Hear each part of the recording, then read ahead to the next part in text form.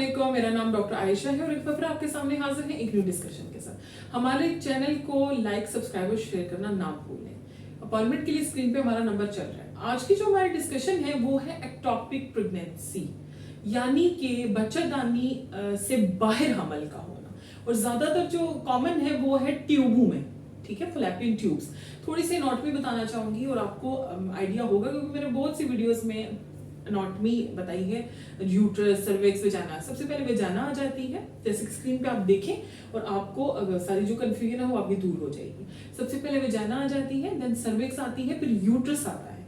Then जो uterus होता है उसके साइड्स पे 2 ट्यूब्स होती हैं और वो उनके आगे फिब्रिस एंड्स होते हैं जो कि ओपन होते हैं ओवरीज पे। ओवरीज यानी कि जहां पे अंडे बनते हैं, वो अंडे वो कैप्चर करती है और जो उसका पार्ट होता है, एक खास पार्ट होता है, वहां पे वो जब स्पर्म वेजाइना से होके, सर्विक्स से होके, यूट्रस से होके ट्यूब तक पहुंचता है, तब वहां पे फर्टिलाइजेशन होती है। देन ट्यूब क्या करती है कि बैक उसको रिवर्ट करती है यूट्रस में इम्प्लांटेशन के लिए। तो जो ये एक्टोपिक प्रेगनेंसी है, यहाँ पे ट्यूब में हमल कैसे ठहर जाता है? क्योंकि जब फर्टिलाइजेशन होती है ना, तो बेसिकली क्या होता है कि जो ट्यूब्स हैं वो उनको मूव नहीं कर पाती और वो वहीं पे इम्प्लांटेशन होना शुरू हो जाती है। अब हम डिस्कस करेंगे कि ये किन कंडीशन में होता है। ये इन कंडीशन में होता है कि अगर आपकी शादी को 3 से 4 साल हो गए, देन आप ट्राई करें कंसीव करने, यानी कि late conception after marriage, after regular intercourse of 1 year, ठीक है। सेकंड आ जाता है एज अबव 35 ईयर्स, उस पे भी ये कॉमन होता है, ठीक है। फिर आ जाएगा एंडोमेट्रियोसिस। एंडोमेट्रियोसिस ऐसी कंडीशन होती है कि आपकी यूट्रस, आपकी ट्यूब्स, ओवरीज में छोटी छोटी एडिहेंस बन जाती हैं, जुड़ना शुरू हो जाते हैं आपके पार्ट्स, ठीक है। उसकी वजह से जब वो ट्यूब्स में जुड़ेंगे, एडिहेंस बनेंगी, तो उसमें क्या होगा कि जब फर्टिलाइजेशन होगी तो उसको मूव बैकवर्ड जो है ना यूट्रस में इम्प्लांटेशन के लिए एम्ब्रियो को चांस नहीं मिलता और वो वहीं पे इम्प्लांट होना शुरू हो जाता है। 4th नंबर पे आ जाता है PID, पेल्विक इन्फ्लेमेटरी डिजीज। इसके बारे में मैंने पूरी वीडियो बनाई हुई है, आप प्लीज जरूर देखिएगा, आपको आइडिया होगा।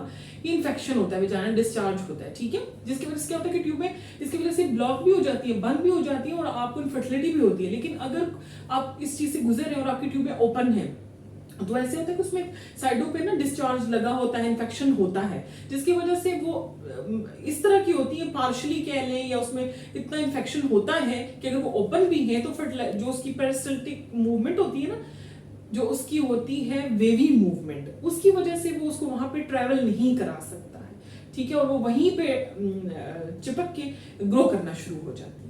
और नेक्स्ट आ जाता है जो कि हमारा लास्ट है, कंसीव करते हैं और मेडिकेशन, यानी कि ओव्यूलेशन इंडक्शन पे या IUI पे।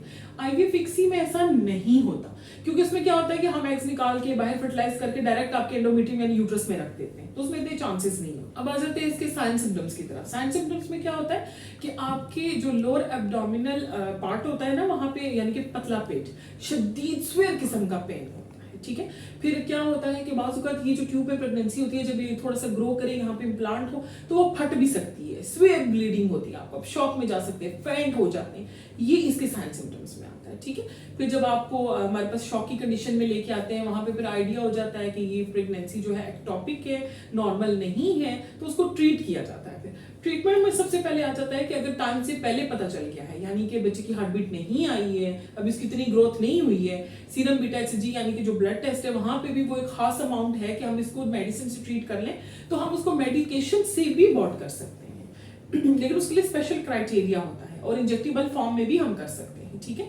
लेकिन अगर वो इन सब रेंजेस को क्रॉस कर रहा है, आप शॉक की हालत में आए हैं, तो उसमें 2 ऑप्शन आ जाते हैं। एक लेप्रोस्कोपिकली रिमूव करते हैं हम लोग हमल जहां पे ट्यूब के पार्ट पे होता है, और उसको फिर आपस में क्लिप कर देते हैं कि फर्दर ये अगर इस तरह के चांसेस दोबारा ना हो, उसको आपस में रिपेयर कर देते हैं। और लास्ट होता है लेप्रोटमी, यानी कि आपका पूरा पेट काट के उस हमल को रिमूव करना पड़ता है, देन उसको वापस क्लिपिंग करके अटैच करके रिपेयर करते हैं।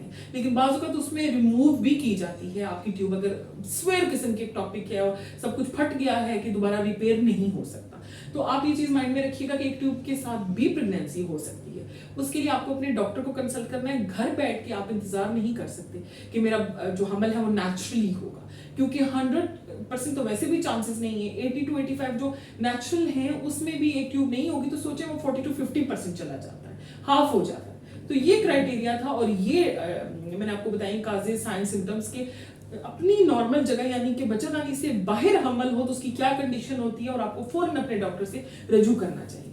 इसीलिए हम पेशेंट जब अर्ली प्रेग्नेंट होते हैं तो हम उनको कहते हैं बेटा एचजी कराएं, फिर उसके इतने वीक्स के बाद आपने लाजमी आके स्कैन कराना है, अल्ट्रासाउंड कराना है, क्योंकि कुछ लोग इग्नोर करते हैं कि स्कैन कराएंगे तो उसकी शुआएं असर करेंगी, अब नॉर्मेलिटीज होगी, तो ऐसा नहीं होता। ठीक है, तो चलिए होप सो आपको काफी आइडिया होगा। कोई क्वेरी हो, कोई क्वेश्चन हो तो आप हमें कमेंट भी कर सकते हैं, व्हाट्सएप पे मैसेज भी कर सकते हैं। अपॉइंटमेंट के लिए नंबर चल रहा है। एक फिर कहूंगी कि हमारे चैनल को लाइक सब्सक्राइब करना ना। अल्लाह हाफिज।